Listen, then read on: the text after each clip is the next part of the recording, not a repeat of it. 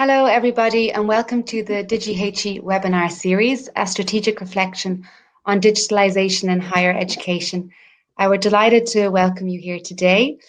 This is the first webinar in our webinar series, and we are celebrating the launch of our desk research report, Developing a High-Performance Digital Education Ecosystem.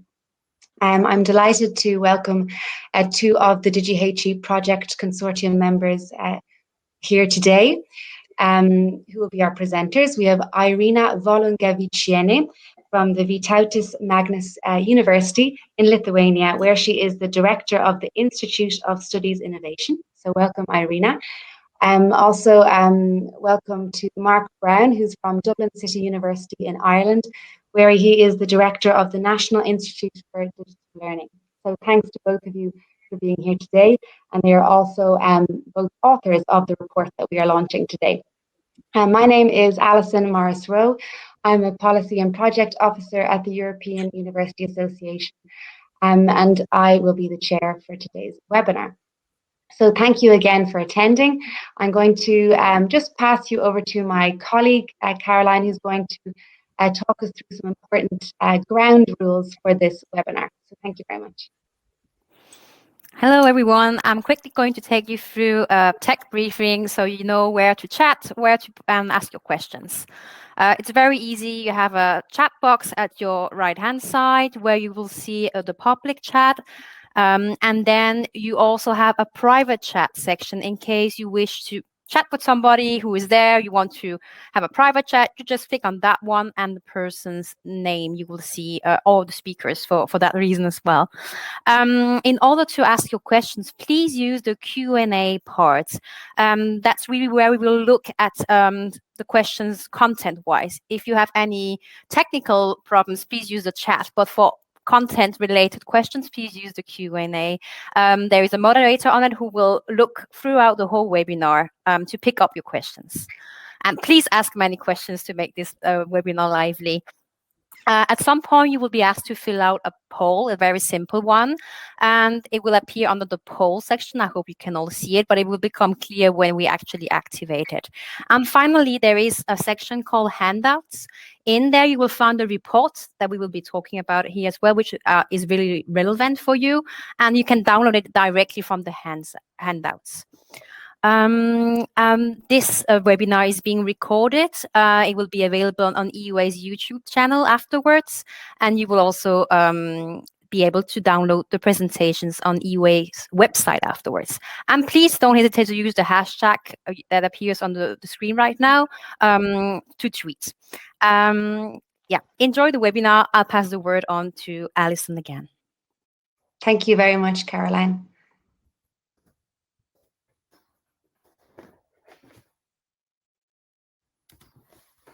So Caroline is just going to put the presentation back on the screen for us, and we will be on our way.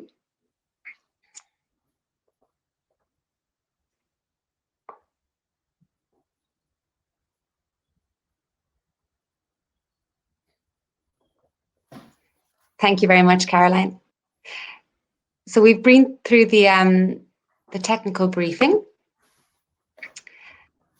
So just a little bit about the DIGI-HE project then, before we delve into the report that we're launching. So DIGI-HE is a 3-year project running from January 2020 to December 2022.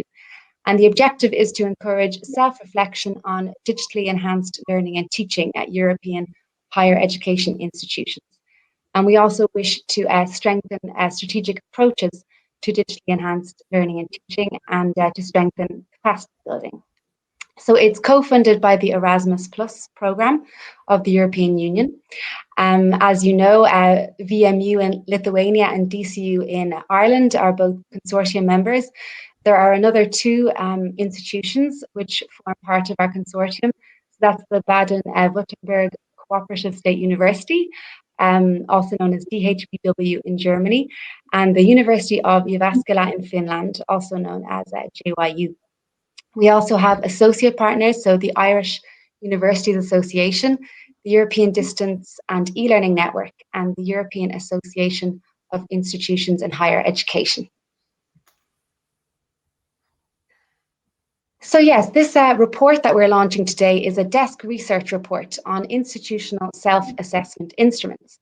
And you can see all the instruments on the right-hand side of the screen, which feature in the report.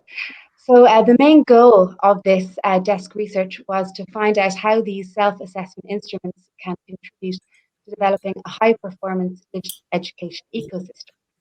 So this report is now available. As Caroline said, you can actually find it in the handout section of this webinar tool. So we hope that you enjoy it. And essentially our findings, so we summarize our findings in this report. We also have an appendix at the very end where we have 1 or 2 pages dedicated to each instrument. So we hope that you enjoy reading it, and we're going to very shortly hand over to our speakers to find out more about it. So just before we do that, we are going to launch a poll. Sorry, I went 1 slide ahead. So Caroline, my colleague, is going to put a poll on your screen. So ideally, we would ask just those who work in higher education institutions or those who represent higher education institutions to carry out this, to take part in this poll. And I'll give you about 30 seconds or so before we check the answers.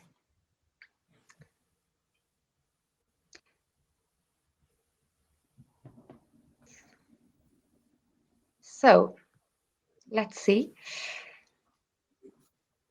Some more answers are coming in, so I'll just give you another 10 seconds or so. So we'd like to find out whether or not your institution has used a self-assessment tool or instrument or a benchmarking tool for digitalization before. Okay, so I think the answers are kind of stabilizing now. 1 or 2 more coming in. Just another 10 seconds.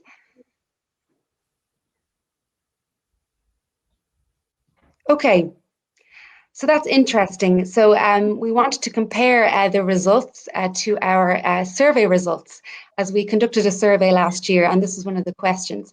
So from our audience members then, 33% have used such a tool before. 22% said no, but they would be interested, and 45% said no. Well, I can say that more of you have actually used a self-assessment instrument compared to our survey respondents, as you will see from our next slide. So just 12% of our survey respondents had used such a tool. So we see that there is maybe slightly higher awareness among you as audience members. And opinions were quite divided then among our survey respondents. So as you can see, 45% said that they hadn't used such an instrument before, but they would be interested, and 43% said no. So we have a similar percentage for no, but more of you seem to have used a self-assessment instrument. So without further ado, I'm going to hand over to my colleague Irina, who's going to tell us a little bit about what self-assessment instruments are. She's also going to tell us a little bit about why we would use them. And she's going to give us some information on the methodology that we used to conduct this desk research. So Irina, the floor is yours. Thanks a lot, Alison. I hope everyone can hear me well, and I continue with a short summary of events here. So actually, as we all know, the digitally enhanced learning and teaching increased strategic focus among universities and higher education institutions since March 2020. We all felt raised interest among our higher education institutional administration and stakeholders, the need to rediscuss institutional maturity and readiness for the new mode of teaching and learning. And of course, this discussion was raised due to the fact that universities identified the complexity of the issue of digital education, learning and teaching, and of course substantial investments that are planned and need to take place and need to be reinvested, rediscussed once again.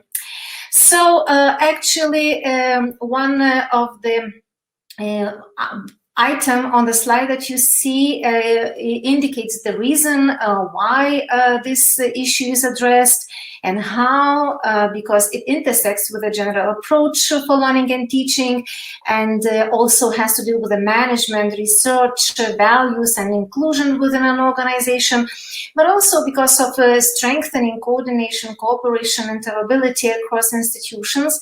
And self-assessment instruments are often designed for different purposes, but target at gathering all academic community within the higher education institution to review the processes that have been before, with the new modes of teaching and learning, with the new modes of organization of studies that are enhanced with technologies.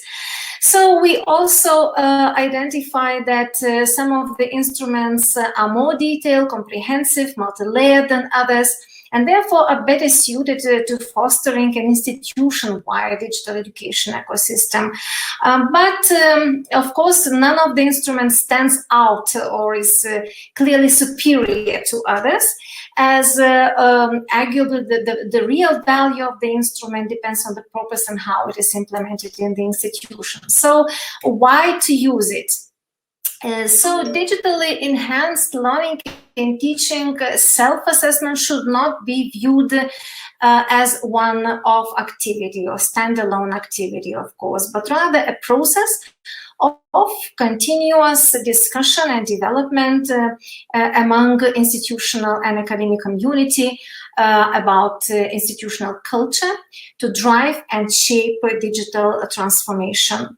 So you can see in the slide the areas suggested for the purposes to use self-assessment instruments, so to facilitate structured conversations with academia, because very often we have different understanding. The newcomers into digital enhanced learning and teaching often do not have common understanding of characteristics of digital enhanced learning and teaching with the professionals and experts that have been working in the area for many years.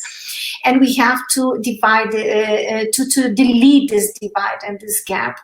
The other thing is to collect the data and evidence, and then share ideas and concerns about how to develop further studies, how to develop further teaching and learning processes, identify challenges and identify opportunities, then strengths and weaknesses, of course. Support strategy development and enhancement is one of the major issues, because we're faced with the fact that support for digital enhanced learning and teaching for teachers, for students, for academia is completely in a different light when we have digitally enhanced processes.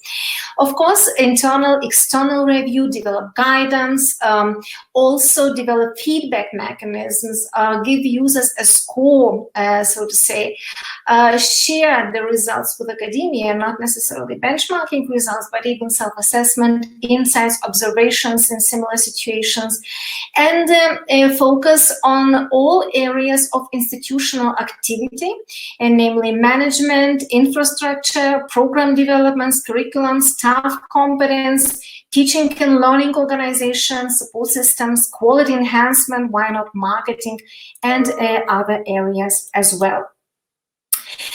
So actually, in the DIGI-HE Education project, we implemented desk research, and initially, in the very initial phase, we identified unexpected wealth of existing instruments, with more instruments likely to emerge due to emphasis of digital enhanced learning and teaching even in autumn this year.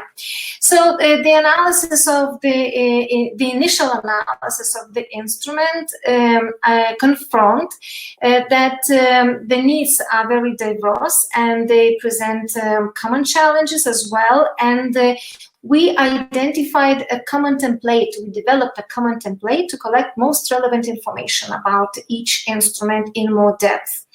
We piloted this template. We identified such categories as the type of instrument. Is it an instrument, a framework, or a model? Who is the creator, developer? When was it launched? What was the community of the instrument that used it? The languages, the target group, implementation status, development level, and the things that you see in the slide. So actually, we had two institutions in the consortium who peer reviewed each instrument in depth and suggested data and evidence identified. Then we had desk research ready for consortium level peer review, and we had implemented and finalized it to the report that we have today. So overall, around 30 instruments were found, reviewed, but some were not included in the final report. Finally, 20 instruments were selected and are directly focused on digitally enhanced learning and teaching, development for higher education from a critical self-assessment perspective. And this included Selfie for the useful comparative purposes as well. So back to you, I guess, Alison now. Yes, Irina, thank you so much for telling us a little bit more about what self-assessment instruments are, as I'm sure not everybody in the audience actually is aware of their existence or what their function is in fact, and also for giving us some insight into how we conducted this desk research, which was actually, you know, quite a long venture. It took us several months and a lot of work went into it. So just to encourage the audience to pop your questions in the Q&A box. So we'll be very happy to answer your questions and to pose them to our speakers here. And we can do that towards the end of the webinar. So as Irina said, you know, we have 20 instruments in this desk research report. And not only did we want to summarize the findings and provide an overview of each instrument, we also wanted to provide educators with guidance on how to choose the right self-assessment instrument for them, and also to give them some tips on how to conduct a self-assessment within their institution. So for the second part of the webinar, we're actually going to let Mark Brown take us through the next few slides. So over to you, Mark. Well, thank you very much, Alison, and hello, colleagues. I see a good number of people from across Europe. I guess in asking this question, how do you choose the right self-assessment instrument, there are more questions than answers.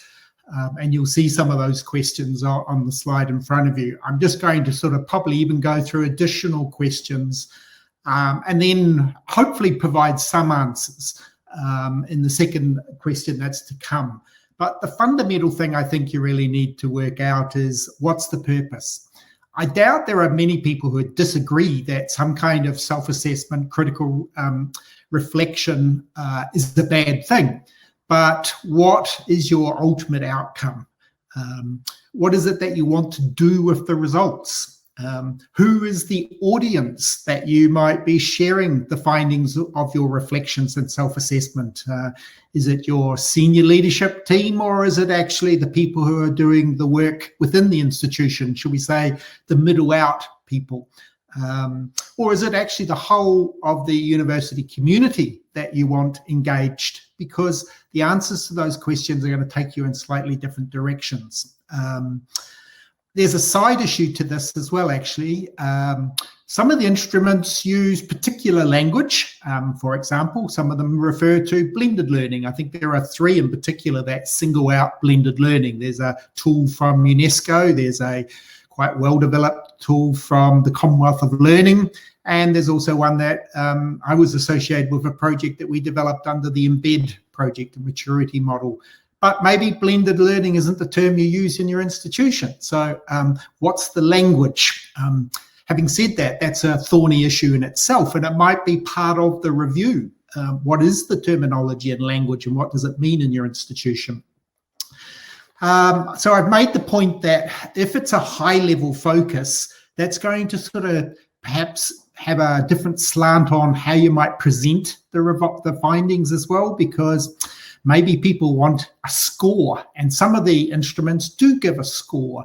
Perhaps you might see, as perhaps I lean towards, as a score is a bit counterintuitive or problematic, because perhaps there are lots of different perspectives in your organization on how you're going.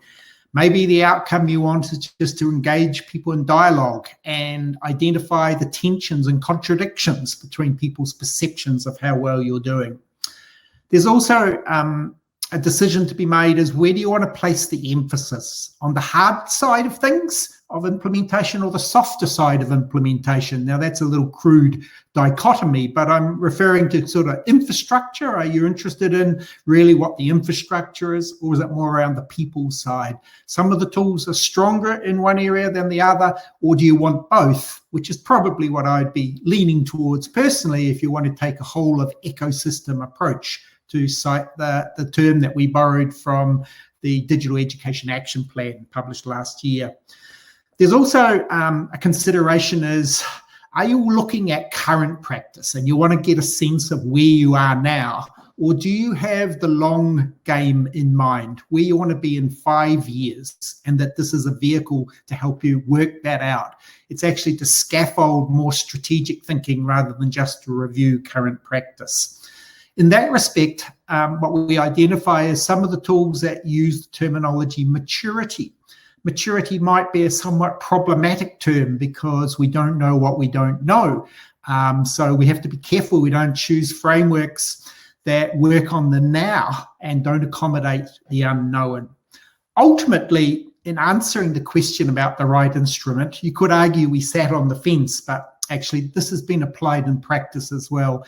We're advocating more of a pick and mix dialogical approach. The pick and mixes, we didn't come to the conclusion that one tool was better than all. And secondly, that dialogue, both internally in your institution and beyond, is critical to effective self-assessment, regardless of your audience and intended outcome. I won't take too much longer because I've got an eye on the time. We do want questions, and I didn't see any questions in the Q&A before I started, so please do ask us. And those of you who have operationalized self-assessment, maybe you want to share with us in the chat box your experience. The second questions are, how do you use the instrument in your institution? If I kind of just reinforce the point I made at the end there about the pick and mix, just because a framework looks good doesn't mean you should take it off the shelf and use it. There's a lot more to putting it into practice. So in some respects, the choice of the tool is perhaps a little less important than how you go about using it, because all the tools have strengths and weaknesses, but even the ones that have got better strengths than perhaps others could be mitigated if they're not used in the way that's most appropriate for your context and your institution. One question you have to consider in how you use it, who would be leading in your institution a self-assessment exercise? Would it be your, just to use the term digital learning, would it be your digital learning team? Or would actually you want that led by an office that might be more responsible in your institution for doing quality reviews, quality assessments? I'd lean towards the latter, to try to institutionalize and embed this in regular processes and silo it to a small team. Who do you include on your steering group? Do you just have a handful of trusted colleagues, or do you reach out to the entire university, to the various service units, and in particular, ultimately, if we're talking about teaching and learning here, the faculties and schools or units that are responsible for doing the teaching? There's another consideration around the time frame. This can be a very, very heavy investment in time. And so you have to think about the return on investment, wash my mouth out marker, what you get for your efforts versus the amount of time you're going to put into it. And then what else will you use? These tools do not exist on their own. What other data will you collect? So again, that raises a lot of contextual questions more than answers. What I'll do in the last couple of minutes is just give you an example from my own university, Dublin City University, and this is not intended to promote DCU, but to give you an example of an institution that has recently gone through this process that took about a year. And that's the amount of time where we had a steering group led by our quality promotions office of about 18 staff across the university.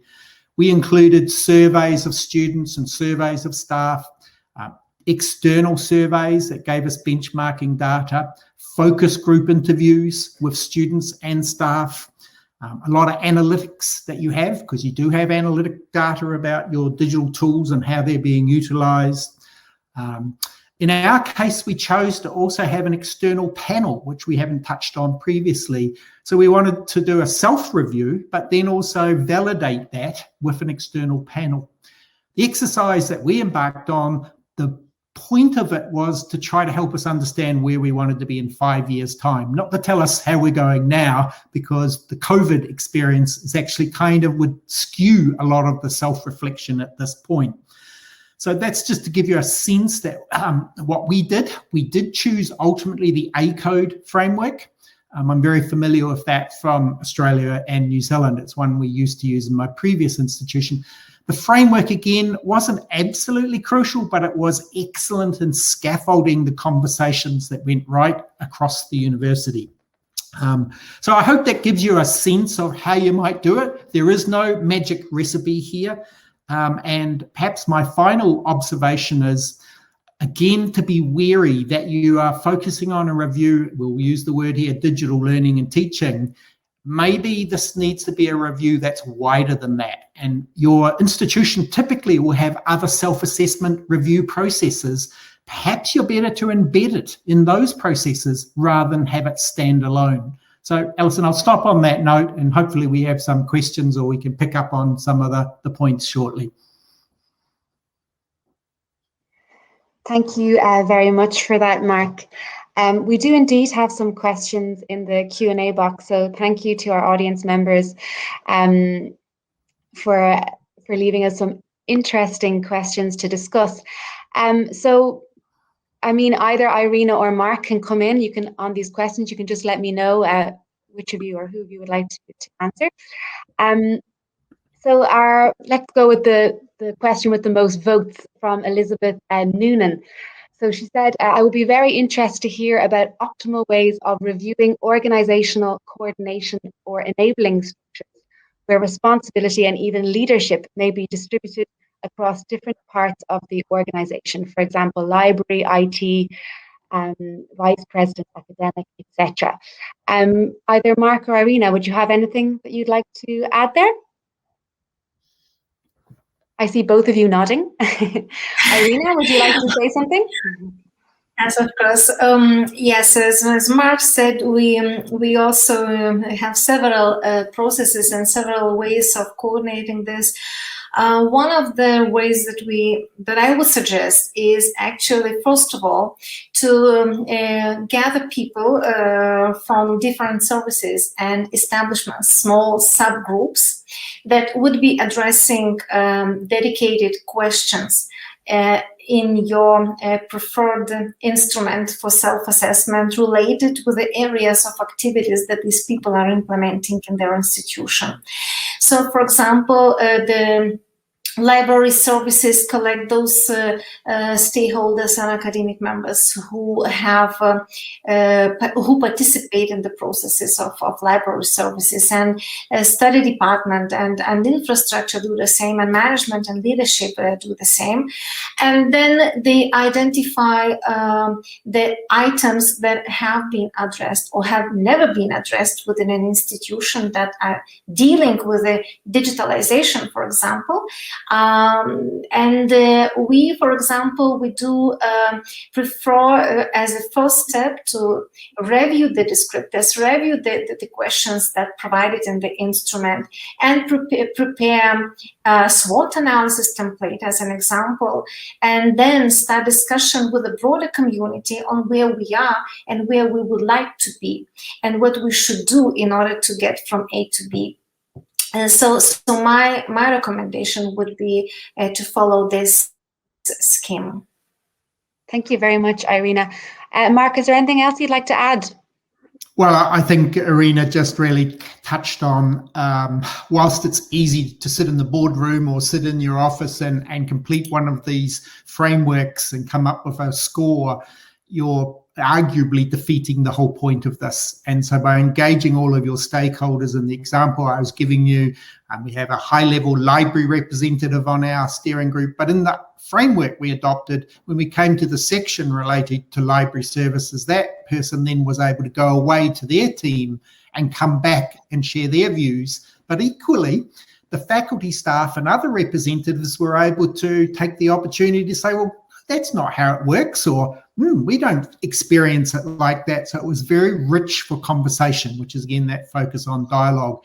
And Irina mentioned a SWOT analysis, because in the case that I described, actually we brought everything together into a SWOT, although SWOT without the T being C for challenges. Thank you, Mark.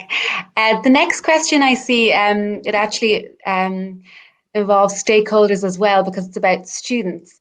And this is from Otto Rosenlund, who asks, at what stages during the assessment do you feel students should be working on the process? So is that in the beginning, you know, when you choose your framework or tool? Is that actually conducting the self-assessment, or is it after, when you're reviewing the results, or all three? Irina, I see you nodding, and Mark as well, so I think both of you want to answer. Irina first, perhaps? Well, my comment is very short. Actually, students are a part of our group.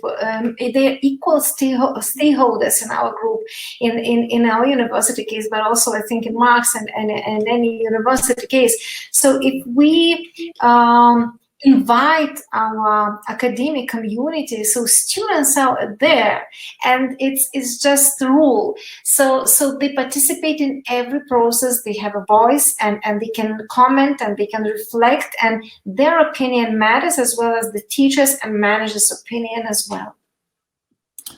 Thanks, yes, Irina. Apologies. I should have made it very clear that in the group that we put together, students were part of the steering group, and the focus group interviews and surveys all engaged students. And then when our external review panel came late last year, obviously they met with different students as well. And it wasn't just a single group, it was students come from different backgrounds, postgrad, undergrad, different faculties and so on. So there's choices here, because there's a risk that you have a very small number of students that are speaking on behalf of a very large body. One other additional point I'll just emphasize here, because I see that comment about we're using the term ecosystem. No university is an island in an ecosystem, and that's one of the reasons we really valued the input from an external review panel. So we had a wider perspective on things, and I think that would be when we emphasize dialogue. The dialogue shouldn't stop in your institution. Thank you for that, Mark. The next question is very interesting. It's about the recognition of these instruments and whether certain ones are better recognized than others.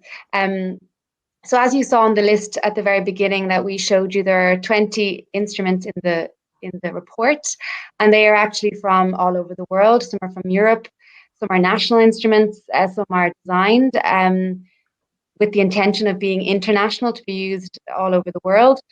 Some are international, American or Australian, but designed for a national context. So there really are a lot of instruments in the report, in the appendix.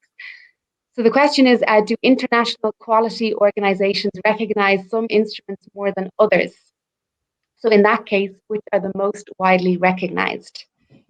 So arguably, on an international basis, Quality Matters out of the US is the most recognized. I say that because it's used in China, translated in a number of countries. The only thing, as you will see, that we say in our report, and hopefully I haven't got too many colleagues I will offend here, some of the language is a little US-centric. Even some of the thinking is a little US-centric. But in the US, there is no other game in town other than Quality Matters. They've been incredibly successful. in providing a tool. The philosophy underpinning it is very sound because it's based, it has different layers. It has the course layer as well as an institutional layer, but it's based on an investment in peer review, scholarly sort of peer review. But I think that's very much dependent on where you located that question. And one of the methodological weaknesses that we identified, and we really struggled with this, we do point it out, is there's a strong bias here between around tools that are written in the English language. So I don't know, Irina, if you want to add anything. I would like to add one very maybe European, so to say, fact. Europe has very important instruments, and the first that appeared in, I guess, I don't remember exactly, but I think it was 2015 or 14 that and I'm speaking about DigCompOrg, about digitally competent organization framework. That was the first addressed. I know for sure that in Europe, many organizations were invited to review this instrument and even to adapt it to different levels of education organizations, but also for higher education institutions that used it. So schools adapted it for Selfie, and schools and Selfie instrument was one of the best examples in Europe, how wide it spread out. The other was HEInnovate, that was also very important instrument that we identified a huge community around it. And I know that even in this slide, HEInnovate also innovates and is being reviewed as an instrument. So I would also argue for the instruments that develop through the time, that take into consideration different comments and feedback from community, and that's why I think these two instruments from Europe are very, very important and live and flexible and open. Alison, if I could just have a second indication on this, is some of you may also have country tools. So I know there are some Irish colleagues here, and our quality agency QQI produced a set of guidelines for blended learning. I mentioned blended learning previously, but this also raises a really interesting question again about why you want to use a tool and how, because the number of tools around blended learning, several of them are just high level, and they identify the broad domains.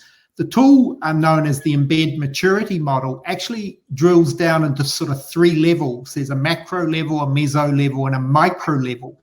So if you really want to get conversations about the course and or the department or school and then the whole university, that framework gives you that finer grain.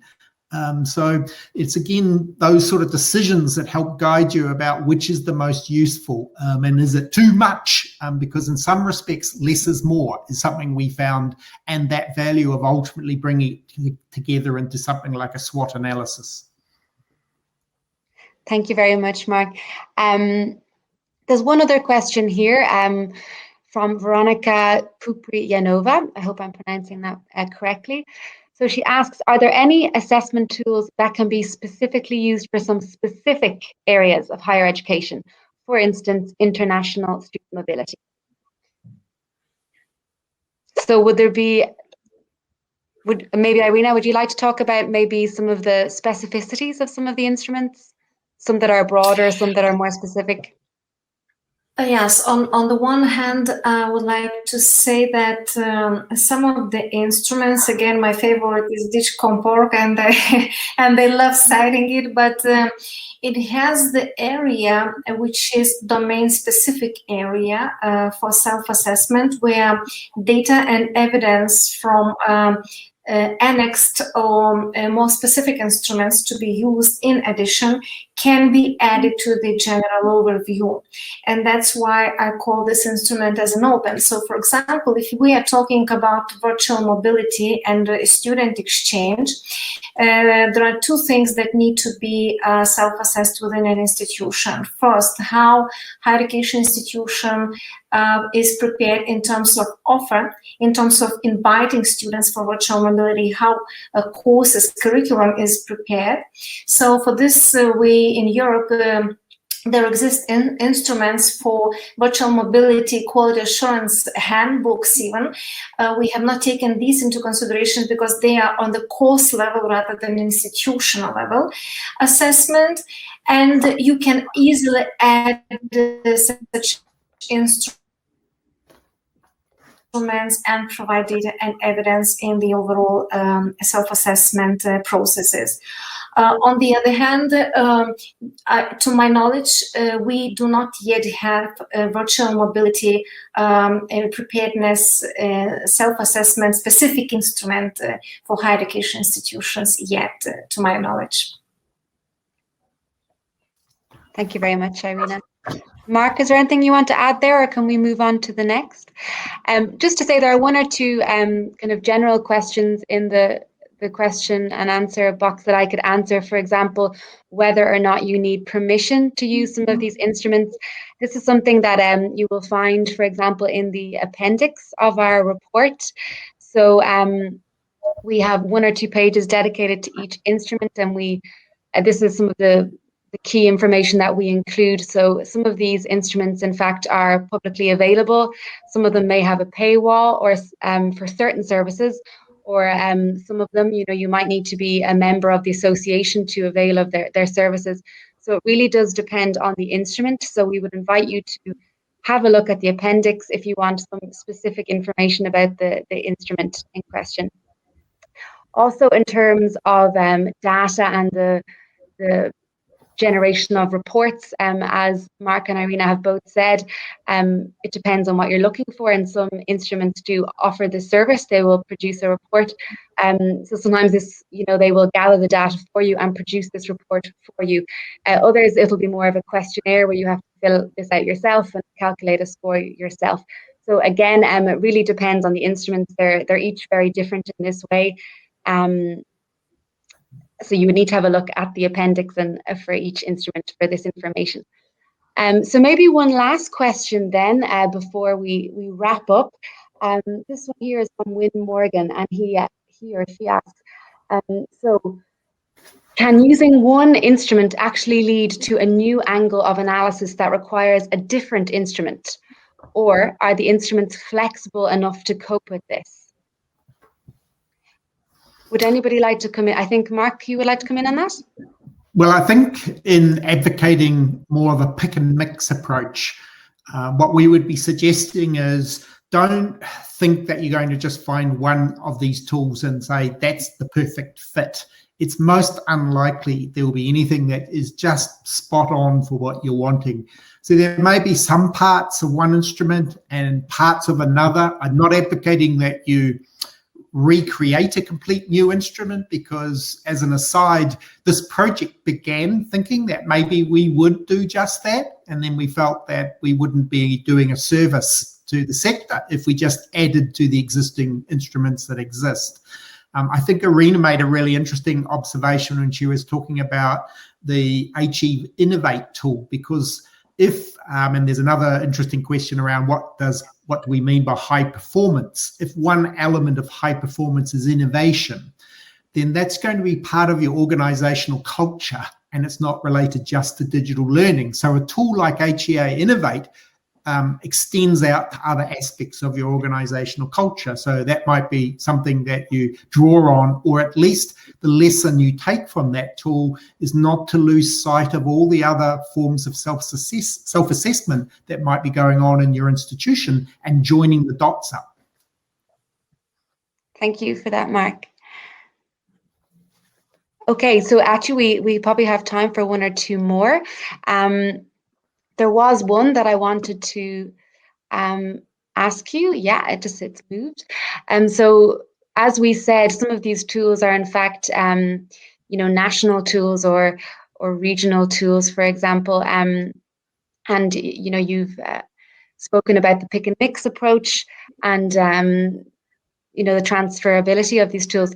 So one of the questions is, how can the transferability of a tool be promoted to reflect different institutional and or national contexts?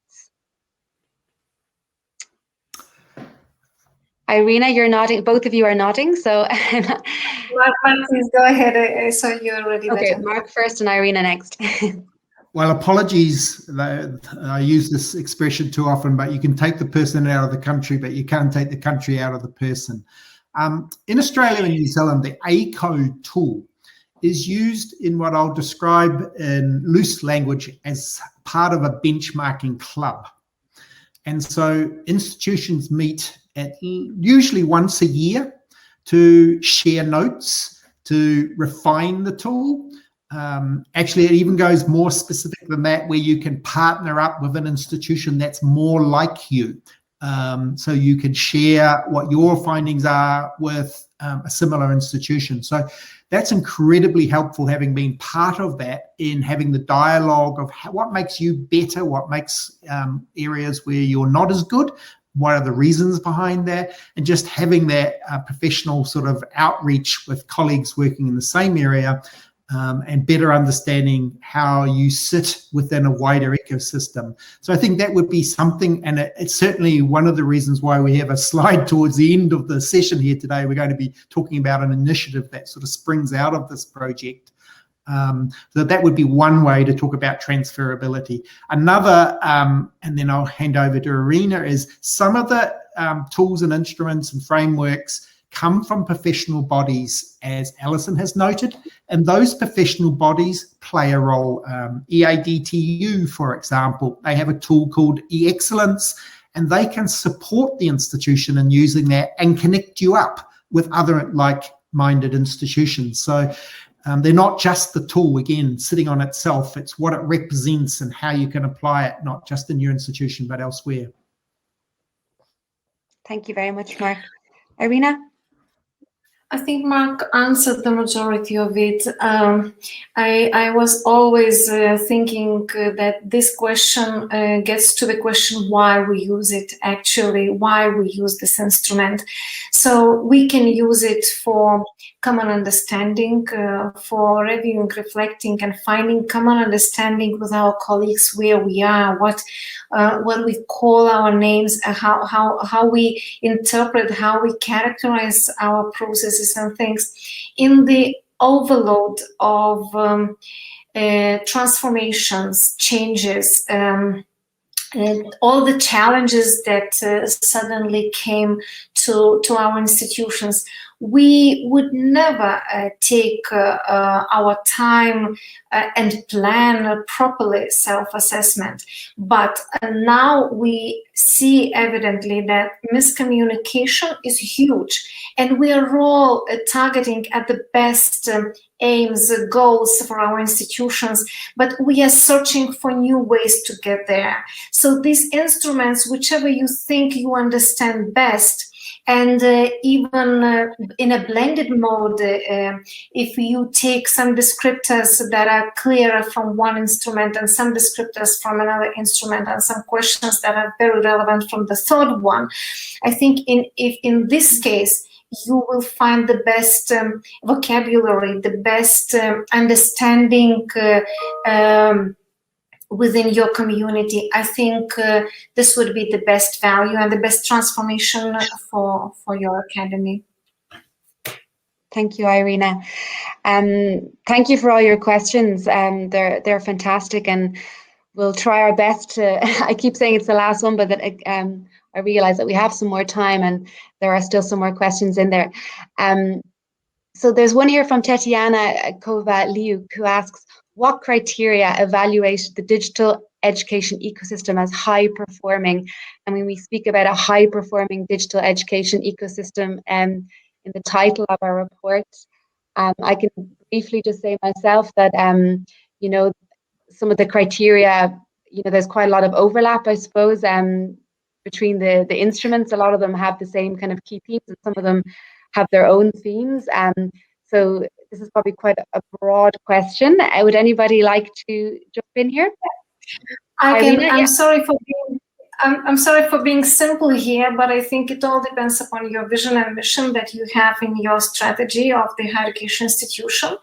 If you want to high perform in entrepreneurial area, you need indicators there, you go in the entrepreneurial way. If you think about the values of societal development and other things, you choose another indicator that you want to reach. So I'm sorry for oversimplifying, but I think it is us who define the performance indicators. And Alison, I think it would be fair to say that this is actually an area that might require a little bit more work in institutions, because it strikes at the core of what do you want out of your investment. And when I use the word investment, I'm just not referring to money here, time, effort, all the professional development and the like. What are the outcomes that you've identified? Even in the review that I described, one of the outcomes is that we need to be more precise about articulating those, because what we may have identified 5 years ago, for example, if you took the concept of blending and we wanted a percentage of our modules blended, that's fairly out of date thinking now and just blending for blending's sake. For me, the sorts of things that you might want to look at as KPIs, as indicators, they're lead and lag indicators, because this doesn't happen quickly. Obviously, the student performance, their achievement. Don't we want to use this technology to ultimately enhance the learning experience? Having said that, I'm not just talking about quantitative data here. There's a qualitative dimension to their experience. We shouldn't overlook at what our graduates can do. What do our stakeholders tell us that our graduates can now do as a consequence of this rich digital experience they've had as part of the wider learning ecology? Arena has talked about that strategic alignment. So, are we matching with what else we say? Maybe there are even things like targets that we've set in particular growth areas. Clearly, student satisfaction, completion rates. For some institutions, that's an important indicator. Have we lifted completion rates? Maybe not for the whole institution, that's a bit broad, but what about a particular program that may have been not as good in terms of student feedback as we might have liked, and we've put a lot of effort into that. What in terms of thinking about our staff, our professional development, is that making an impact? Are we seeing an indication that people are doing things differently? Maybe it's assessment would be a very easy one, easy on one hand, harder on another, but to measure that we've made some sort of change to the overall, the organizational culture, all the bits that make up the learning culture, I guess. Thank you very much to both of you for your responses. I actually think we managed to get through this webinar without mentioning COVID. I'm not sure if we did or not, but it's quite impressive. So I'm sorry to ruin it, but I'm actually going to just finish off with the question on COVID and maybe just a very quick answer for both of you, 30 seconds or so. So from Maria Sobron Bernal, how can these tools help HEIs create a new digital strategy in a post-COVID era? So blended learning is not the only aspect. Would anybody like to answer very quickly? Mark, okay, I see. Okay, well, I was just hesitant to take the mic again. We don't have a crystal ball. We can't predict the future, but what we can do is take some agency as our own institutions about the kind of future we want to shape. And there are lots of takeaways, that good and bad, from the last year or so. It's a cliche, but in every crisis, there's an opportunity. Again, my own institution, quite early, saw this was a way to do some transformation that we already wanted to the student experience, without saying it was a way of doing it almost in a Machiavellian sense. We did want to make really fundamental changes to student assessment, because a lot of what students really do in learning links to what they are required to do in order of assessment. So COVID-19 has been actually very productive in that respect, but ultimately it's about taking a longer term view. So another part to it is, I'll throw into the mix, do we really want to still be talking about digital learning in 5 years' time? Is digital already the next normal? and therefore we should just be talking more mainstream about the kind of teaching and learning experience we want. So language matters here. Do you choose blended? Do you use hybrid as some are now using? Or do you just try to avoid the digital because you see that as the new normal? Thank you very much. So I think we'll have to wrap up there in terms of questions. So just from my side, to let the audience know that we're aware that these instruments, are revised quite regularly, and that the information in the report may become dated. So we are going to do our best to update this report regularly. So please feel free to give us feedback if you notice anything that is no longer true. We've put the email address there on the slide. And also just to say that we realize that this is the tip of the iceberg. There are many self-assessment instruments out there. We just selected 20, but I'm sure there are, dozens more that we don't even know about and that are really interesting. So we do invite you to get in touch with us if you know of any other instruments which will be of interest to higher education institutions for digitally enhanced learning and teaching, that is. And if we do receive quite a few suggestions, we will be looking at making a live repository on EUA's website. So do get in touch. As I said at the very beginning of the webinar, this is a webinar series. So the second part of the series is taking place next week on Friday, the 5th of February. And this will be a chance to discuss our survey report, Digitally Enhanced Learning and Teaching in European Higher Education Institutions. And we also have speakers from the consortium and our advisory board.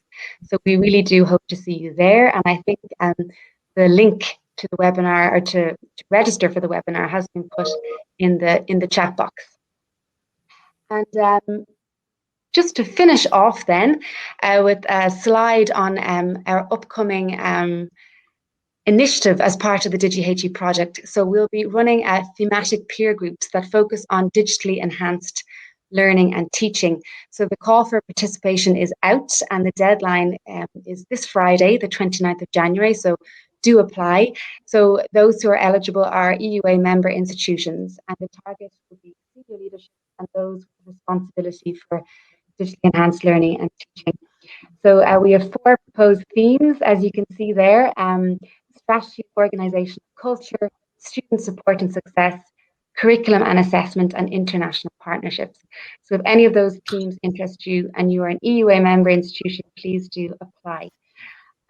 So thank you all again so much for attending. Just to let you know again that the report is available under handouts. So we hope that you enjoy it, and we also hope to see you next week for our next webinar. So thank you so much. Thank you again to Mark Brown and to Irina Volingeviciene for attending and for answering our questions. And thank you to all the participants for your really excellent questions. Sorry we didn't get to answer all of them. Okay, goodbye. Thanks a lot. Alison. Goodbye. Bye, everyone. Bye.